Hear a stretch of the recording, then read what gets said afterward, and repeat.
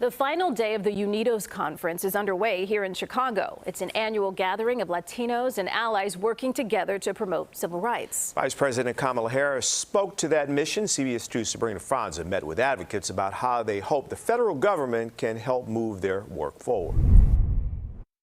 People's future shouldn't be determined by the systemic forces that have created oppression, that have created low income. Lillian Bowie works with the Association House of Chicago, creating programming on the West Side for English and Spanish speakers. She's at the UnidosUS Conference to connect with other organizations and corporations. We need to put pressure. They have power.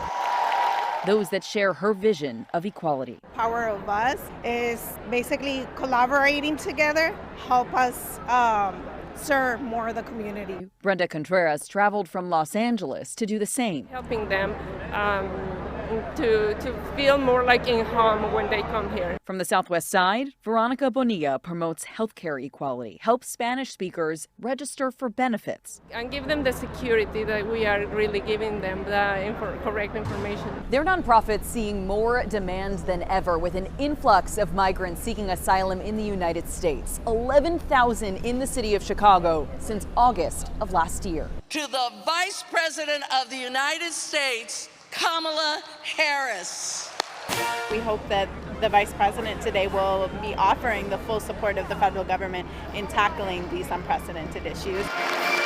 Vice President Kamala Harris took to the stage. And to do so by uniting communities. She spoke briefly about abortion access, paid family leave, and immigration. And while we will fight to support immigrants and to protect DACA recipients, there is no substitute for action by Congress.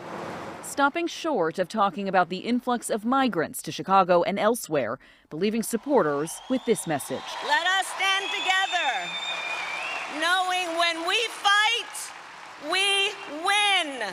May God bless you and God bless America. From the McCormick Center, Sabrina Franza, CBS 2 News.